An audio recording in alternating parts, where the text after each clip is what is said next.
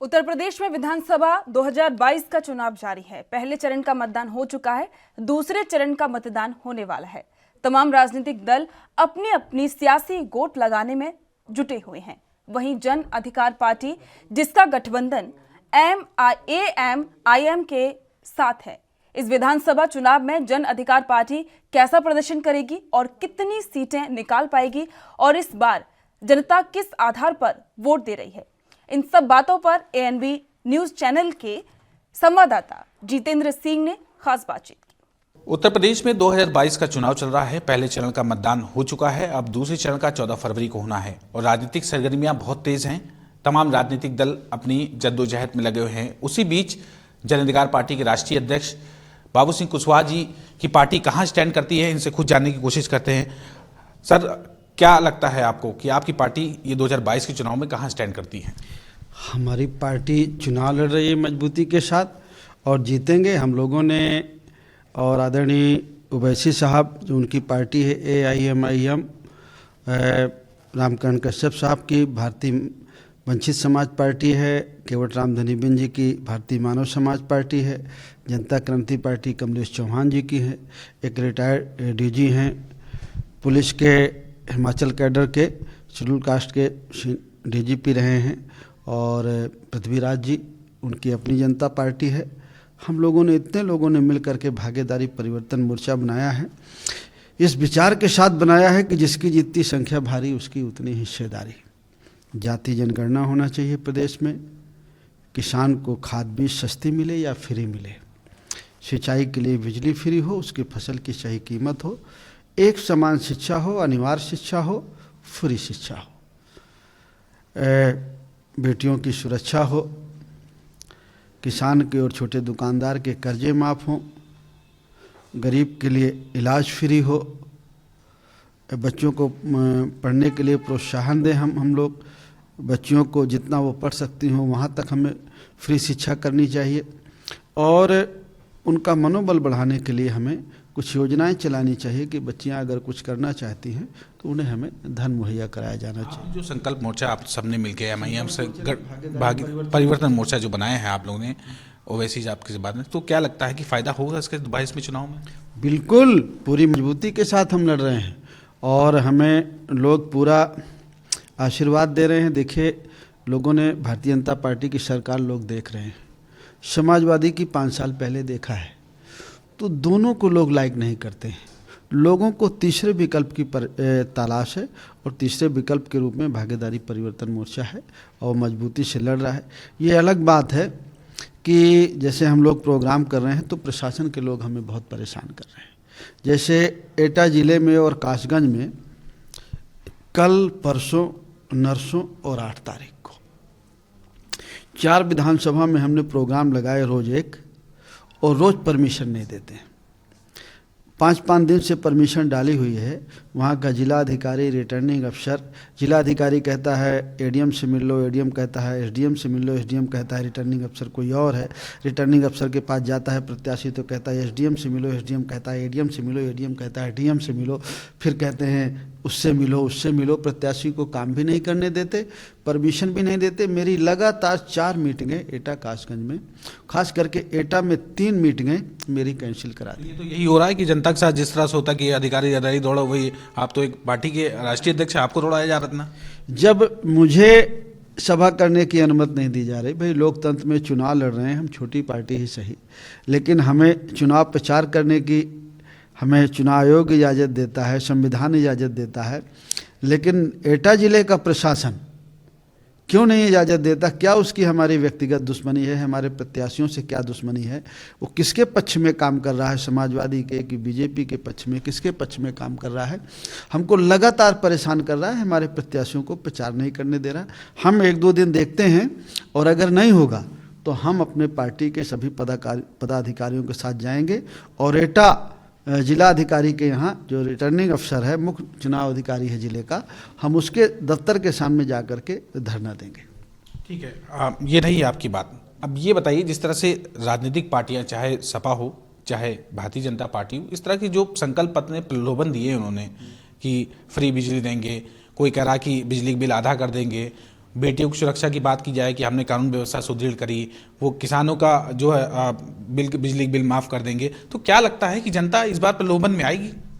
देखिए, घोषणा पत्र भी आप देख लीजिए, बड़ा लंबा चौड़ा है। संकल्प पत्र भी बड़ा लंबा चौड़ा है। मैं तो एक बात सभी पार्टियों के लोगों से कहता हूँ, मैं उसको खुद अमल करता हूँ कि आप कहिए ना कि संविधान की मानेंगे। जो संविधान हमें सरकार बनाने की इजाज़त देता है, जिस संविधान के तहत हम चुन के जाएंगे, संविधान की शपथ लेके आप सरकार बनाएंगे, मुख्यमंत्री बनाएंगे, आप कहिए जो संविधान में कहा गया उसे हम लागू करेंगे। हमारा संविधान कहता है, दो बहुत महत्वपूर्ण चीज़ें हैं हमारे संविधान में, कि 14 साल तक के बच्चे को किसी भी समाज का हो फ्री शिक्षा देंगे, और हमारे प्रदेश की और देश की दोनों सरकारों की जिम्मेदारी होगी हमारे देश में कोई भूखा ना रहे। ये दो चीज़ें संविधान में महत्वपूर्ण लिखी है। आप इसको पे तो अमल करो। फ्री शिक्षा देना है, इस पे तो अमल करो, ये बहुत बड़ा काम है। किसान के लिए लिखा है, मजदूर के लिए लिखा है, महिलाओं के लिए लिखा है, जो दबे कुचले लोग हैं समाज में। देखिए, समाज में हमारी महिलाओं का स्थान वही था जो आप पहले माने दलित का और पिछड़े का था। वही स्थान हमारे समाज में किसी भी समाज की महिला का है, बेटी का था। तो महिला उत्थान की बात कही गई, दलित उत्थान की बात कही गई, जो जातियां सामाजिक और शैक्षिक तौर पर पीछे हैं उनके उत्थान की बात कही गई।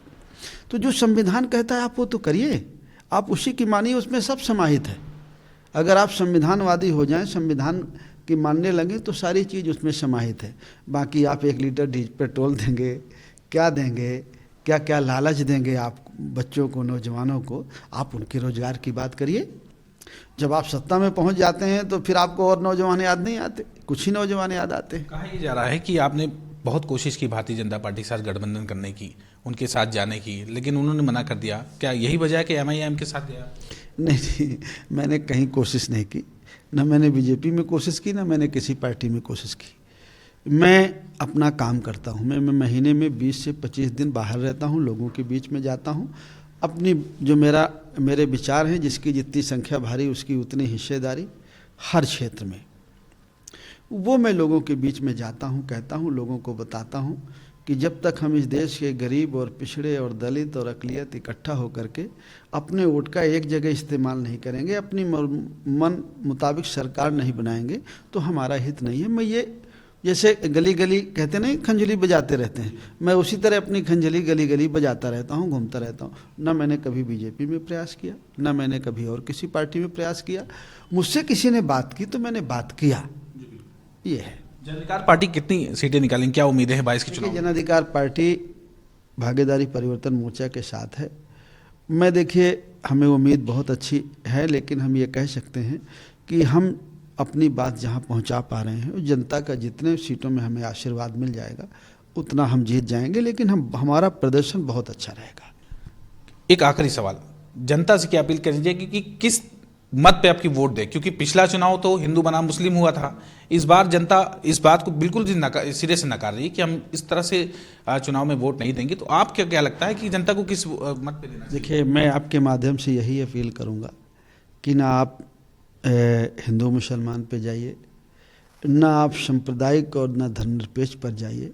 आपके जो बच्चों की बात करें, आपके बच्चों की शिक्षा की बात करें, आपके बच्चों के जो रोजगार की बात करें, किसान की भलाई की बात करें, गन्ने की भुगतान की बात करें, खाद बीज फ्री देने की बात करें नहीं, उसे अमल करें।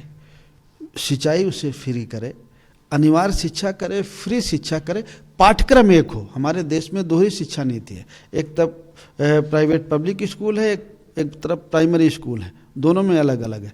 हम चाहते हैं पाठ्यक्रम एक हो, अनिवार्य शिक्षा हो, फ्री शिक्षा हो, जाति जनगणना हो, महिलाओं की और बेटियों की सुरक्षा हो। इन सब मुद्दों पर आपको वोट करना है अपने बच्चों के भविष्य के खातिर। आपने समाजवादी को भी देखा है, क्या 5 साल पहले उन्होंने कुछ किया आपके लिए? आपने बीजेपी को भी देख रहे हैं, क्या वो कुछ कर रही है? अगर कुछ नहीं कर रही है तो आप इनके बहकावे में ना करके एक नया विकल्प चुनिए, एक नया रास्ता चुनिए। जिनको आप देख चुके हैं उनको पुनरावृत्ति नहीं करना चाहिए। देखिए, किसान जागरूक लोग हैं, जो बीज फसल पैदा अच्छी नहीं देता है, बार बार उस बीज को नहीं बोना चाहिए, नया बीज बोना चाहिए, नया प्रयोग करना चाहिए। और मैं जानता हूँ कि इस प्रदेश की जनता भागीदारी परिवर्तन मोर्चा को आशीर्वाद देगी और भागीदारी परिवर्तन मोर्चा सत्ता में पहुंचेगा। धन्यवाद। ये थे हमारे साथ बाबू सिंह कुशवाहा जी, जो कि जन अधिकार पार्टी के राष्ट्रीय अध्यक्ष हैं, जिन्होंने साफ तौर पे कहा कि अब की इस बार वोटों को, जो वोटर है उनको अपने बच्चों की, अपने परिवार की और शिक्षा से लेकर किसानों तक के बारे में सोचना चाहिए, तब वोट देना चाहिए, ना कि किसी धर्म समुदाय या जाति समुदाय के बहकावे में आकर। कैमरा पर्सन सौरभ साथ, मैं जितेंद्र सिंह, AMD न्यूज़, लखनऊ।